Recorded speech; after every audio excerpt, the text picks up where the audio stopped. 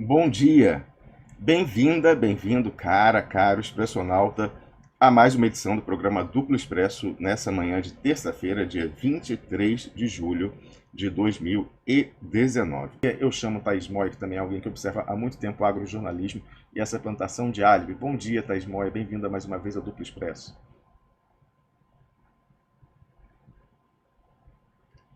Bom dia. Nossa, hoje não sei se vocês vão conseguir me ouvir, que agora começou a barulho. Eita, Tá, vocês estão ouvindo o barulho? estamos Então, ouvindo barulho. É o que? A obra, é isso? na verdade, estou querendo, enfim, instalar um ar-condicionado aqui em casa e o horário bateu, porque eu achei que eu ia entrar mais cedo, daí, enfim, vamos ver. Eu acho que eles vão parar, porque já tem tudo furado praticamente. Tudo bem com você? Tudo bom, Thaís. Thaís, como é que você está olhando essa questão aí daquela tese que a gente vinha trabalhando aqui do fechamento de regime clandestino, essa questão da inteligência, né, da arapongagem, vindo a se confirmar nos últimos dias com essa plantação aí de hackeamento das autoridades centrais do governo, líder do governo, assessor direto no Palácio do Planalto, agora um dos principais ministros, o ministro da Economia Paulo Guedes, sempre com aquela coisa da demonização russa, e vindo com a história do terrorismo na sexta-feira com a tal da SSS, e agora dizendo o governador do Rio que o Hezbollah está atuando no Brasil. Né? Você lembra disso que nos chamaram de alucinados, né? O Breno Altman lá com o Leonardo Atushi, que era delírio falar em fechamento do regime e tal. Como que você está vendo essa questão de, infelizmente, como falou lá o nosso amigo Galo Vasco, que ele detesta quando a gente acerta, e eu também detesto quando a gente acerta, mas como é que você está vendo aí, infelizmente, nossos piores pesadelos se confirmarem, até com esse projeto de lei que já está lá desde maio, desde antes dos terroristas aparecerem. Olha como o cara é Minority Report isso aí, né? O cara, o líder, o vice-líder do governo na Câmara, o deputado José Medeiros, já previa que ia ter a SSS e o Hezbollah, e aí em maio ele protocolou o projeto de lei para grampear as pessoas para procurar o terrorismo, Thaís Moura. Sim, a gente preferia errar, né? Parece irônico, mas é verdade. Era bem melhor estar encerrado.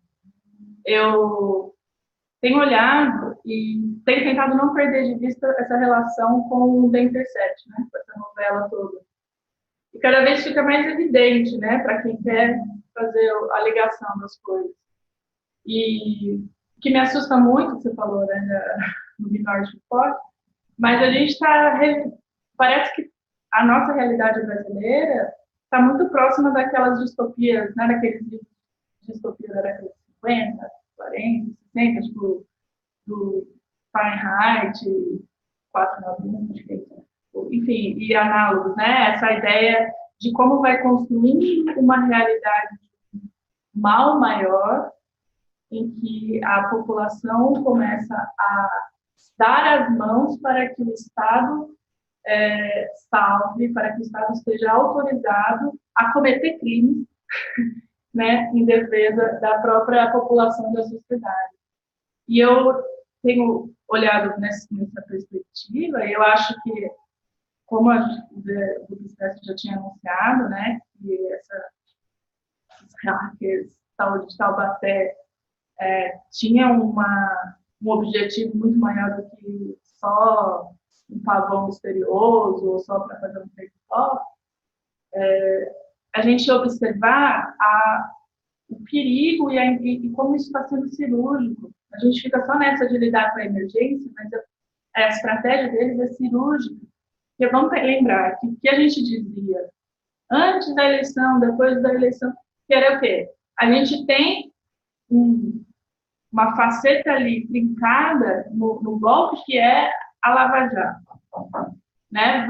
O que a gente tem ali uma possibilidade de deixar o golpe manco e, enfim, colocar uma batalha popular contra essas elites que tomaram conta do país, se a gente desconstruir a Lava Jato, se a gente mostrar como que ela está sendo instrumentalizada pelo imperialismo, né? O que aconteceu? A gente tinha isso, estava lá, a gente tentava aqui dizer, de repente vem essa novela do Intercept que neutralizou completamente qualquer possibilidade que a gente tenha de derrubar a Lava Jato. Vocês notaram isso? Por quê?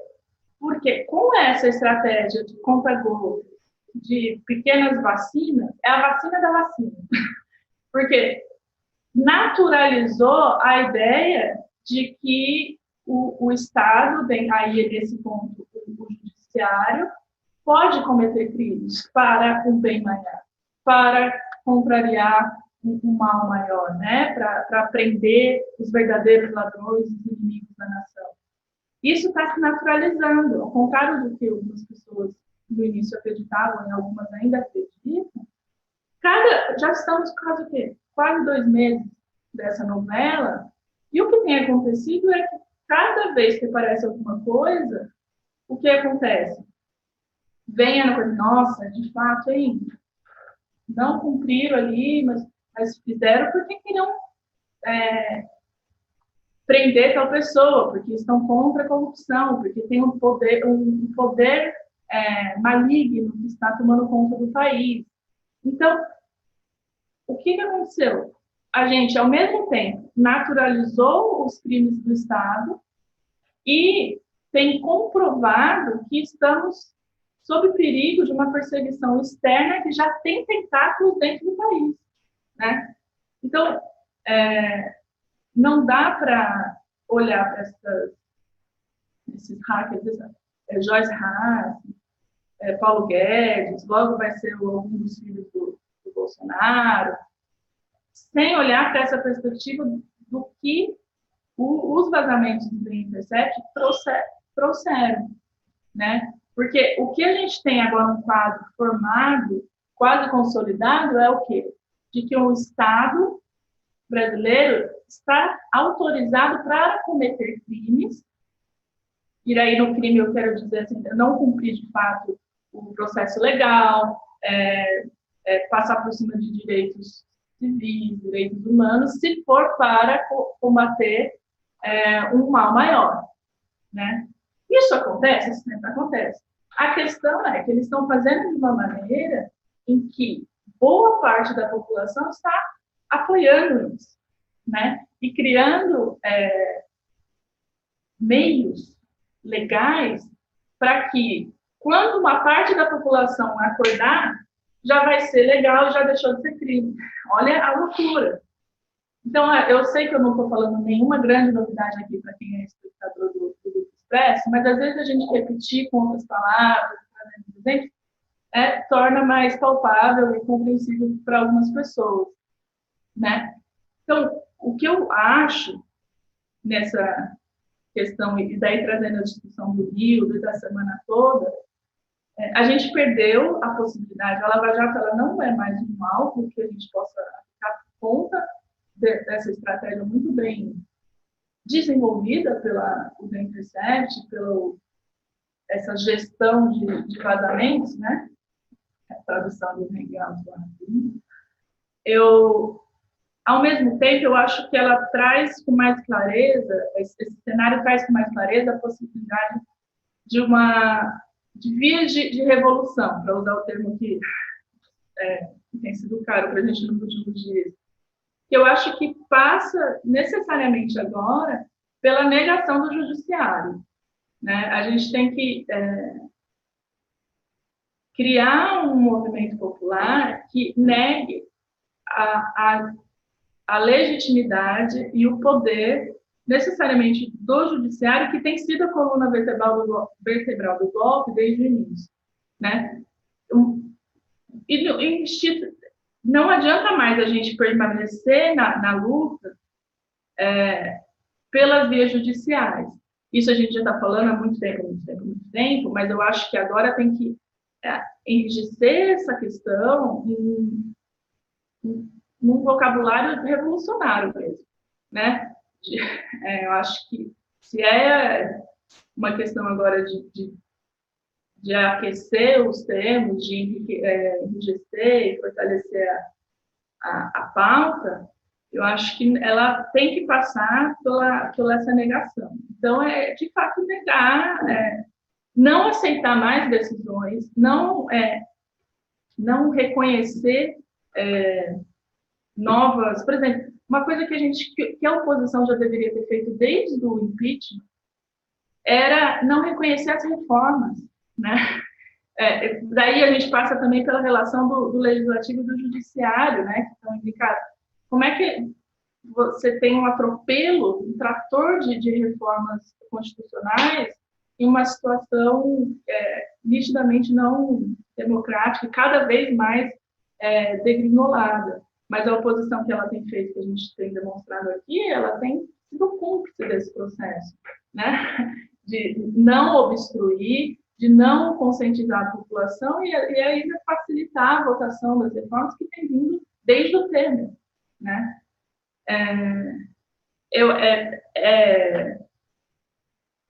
Não sei se eu fiz compreensível, mas eu acho que embora perder a chance de desconstruir a Lava Jato seja bem ruim, eu acho que agora também restou para a esquerda, que ainda se dispõe a lutar, ficou muito mais evidente a necessidade de uma revolução que negue a institucionalidade do judiciário e dos seus desdobramentos, né, das normas legais, etc. E eu estou falando tudo isso porque eu concordo com você, Ramos, e com os outros comentaristas, de que a gente está caminhando para um momento em que as decisões do Estado, a gente vai caminhar para um período da humanidade pré-direito civil, né, que é o que está acontecendo. E de uma maneira, é isso que a gente está dizendo, o regime vai fechar. É nesse sentido, porque vai fechar. O que era o direito civil, historicamente? É quando um aparato jurídico, a sociedade em si concordou que o Estado tem limites, né? Que o Estado não pode exercer o seu enorme poder contra os indivíduos sem nenhum controle. Ele tem que minimamente respeitar direitos básicos, né? E o que o Brasil tem caminhado com a cumplicidade de todos nós, assim, no sentido de ficar só olhando, é que estamos, paralelamente, um pouco à frente, o atropelo desses direitos civis e por trás, sabe assim, quando vai arrumar uma via de asfalto, até passa aquele quebra tudo, depois passa aquele que vai alisando e normalizando a rua. Eu percebo a gente assim. Então, já acontece, só que daí vem um atrás que normaliza e coloca decretos, daí vem o STF e coloca como legal, como constitucional. E quando a gente acordar lá na frente, a nossa liberdade, a nossa possibilidade de resistência, de educação, porque, por isso eu falando, a gente precisa retomar esses livros distópicos, viu? Porque eles estão muito próximos do que a gente está vivendo. Porque não é nem só a nossa comunicação e a nossa resistência. A gente vai chegar a um ponto que talvez a gente não consiga se educar, né? Que a gente não tenha acesso a Núcleo Expresso, né? A um artigo escrito fora de um espaço geopolítico que esteja aqui, de acordo com o governo.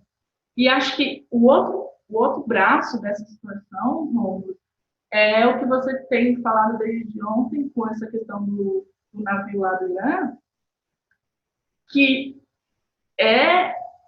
eu não duvido, e eu acho que isso só aconteceria com o Bolsonaro mesmo, que é a construção de um imaginário social de que a gente tem mesmo que boicotar a China e a Euroásia, sabe? De chegar a um ponto de que haja um combate, um apelo da população brasileira de fazer parte dessa grande guerra contra a Euroásia. E, bom, estou aqui falando um monte de se você fez sentido para vocês, mas eu acho que faz muito sentido e a gente tem acertado para nosso bem, para nosso mal.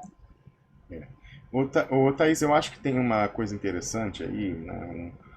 Tem uma pessoa da blogosfera, do Piquinho Vermelho, mas que é meio um pouco afastado, que é o Fernando Brito, lá do Tijolaço.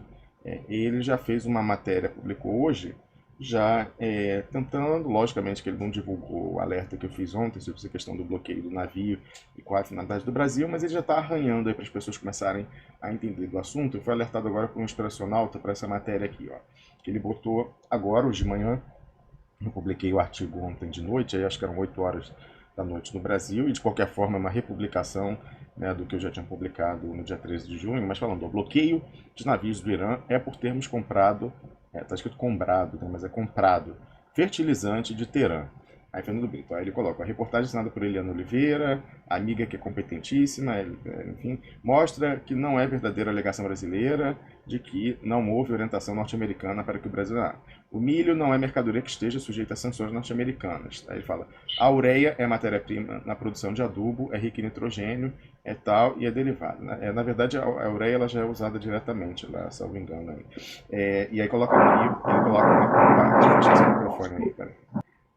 Aí já coloca aqui o seguinte, dizendo o seguinte, o governo brasileiro foi alertado há cerca de 3 semanas pelo governo americano de que a importação do fertilizante ureia do Irã está sob restrições impostas pelos Estados Unidos, e empresas brasileiras, incluindo portos que ajudam a viabilizar o comércio do produto, estarão sujeitas a sanções, diz o jornal. Obviamente isso aí também tem a ver com que eles querem compre ureia deles, dos parceiros deles, por um valor mais caro, para mais uma vez deixar, né, o agronegócio brasileiro com o freio de mão puxado. Mas de qualquer forma eu já saúdo aí, certamente o Fernando Brito só foi procurar essa coisa depois de ler o artigo que a gente publicou ou republicou ontem à noite. Né? Ainda é tímido você vê nessa questão, né? Como, bom, em alguma medida a gente poderia supor, é uma pequenez, esse pessoal não quer dar o braço a torcer, e o Duplo Expresso estava certo, está certo e tal, porque eles temem a nossa independência, né? Que a gente ganhe credibilidade, depois na nossa denúncia contra o PT jurídico, ela também é usada, né? Uma faca de dois gumes, então eles não querem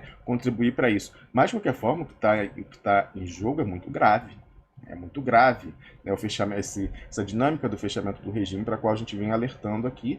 E você não está vendo a mobilização nos sites do que eu chamo aqui de Piguinho Vermelho, né, que é essa blogosfera autodeclarada de esquerda, você não está vendo eles fazendo o alerta como deveriam estar fazendo. Né? Estão fazendo head, né? Fazendo um registro, eu falei disso também lá atrás, mas sem nenhuma ênfase, sem nenhum destaque.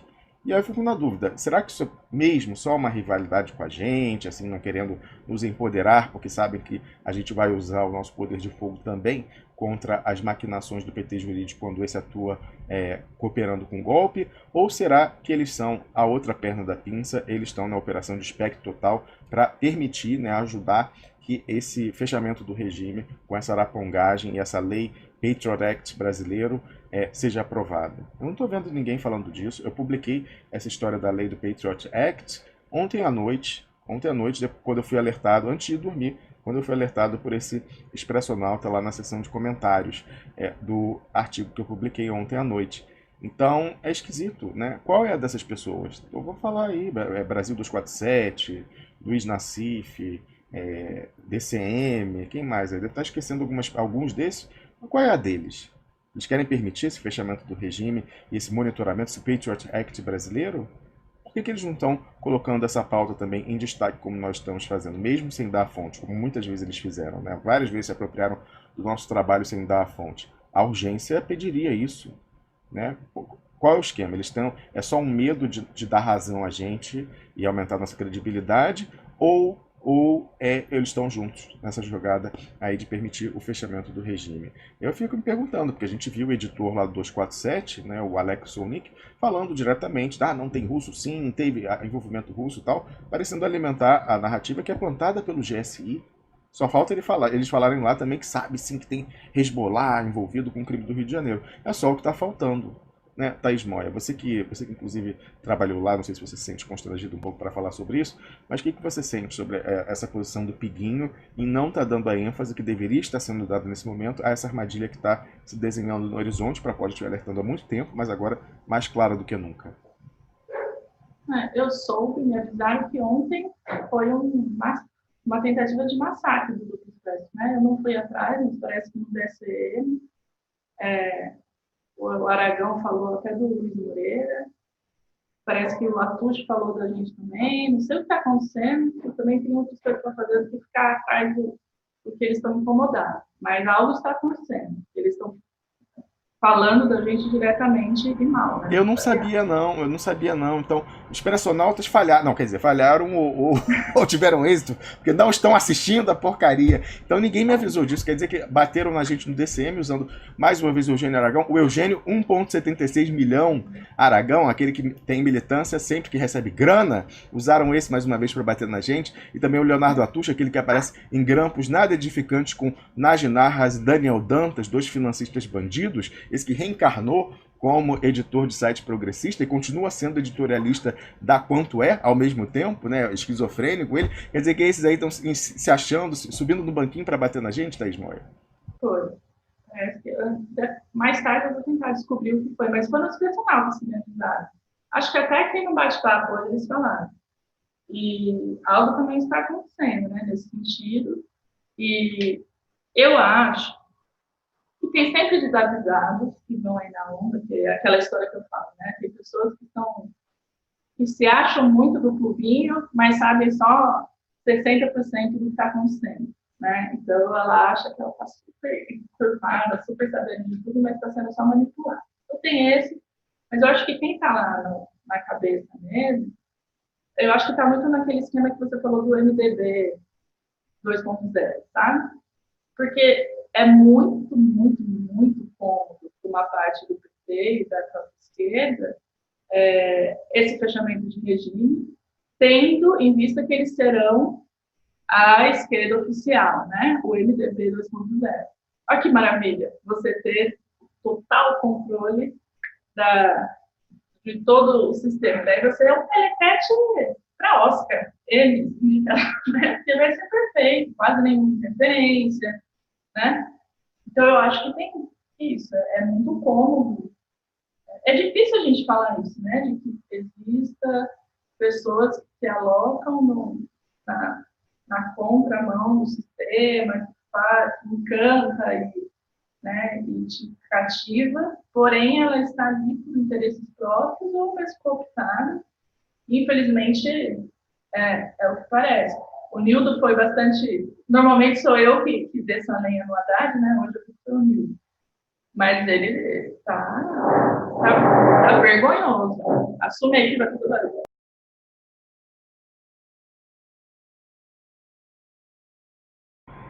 O microfone fechado, ainda bem que Thaís estava aposta aí no vídeo. Você está assistindo o Duplo Expresso nessa manhã de 23 de julho de 2019. Já conversamos aqui de manhã com o Nildo Rix e agora conversamos com a socióloga Thaís Moia. E a gente está vendo aí, eu não sabia disso não, hein, o Thaís aqui. De fato, olha, você vê que coincide, né, essa ofensiva aí do Piguinho Vermelho contra a gente com esse ataque algorítmico, tanto no Facebook como no YouTube, né? Você vê, por exemplo, a audiência que a gente está agora nominal ali é muito menor do que a gente teria para esse horário, né? Até deram uma reduzida. Então isso aí está claramente uma sabotagem e quer dizer que a gente está realmente incomodando, né?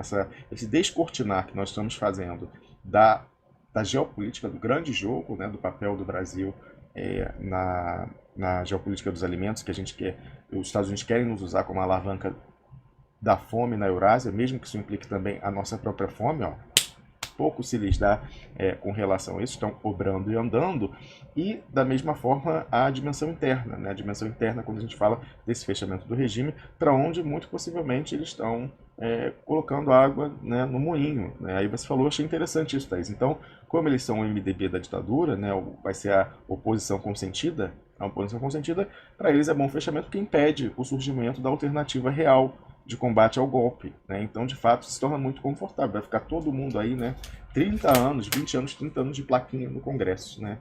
E 20 anos de plaquinha no Congresso, viagem, turnê pelo mundo para denunciar o fascismo, etc, etc. Eu acho que você tem razão aí, isso é muito verossímil, essa hipótese, Thaís Moia.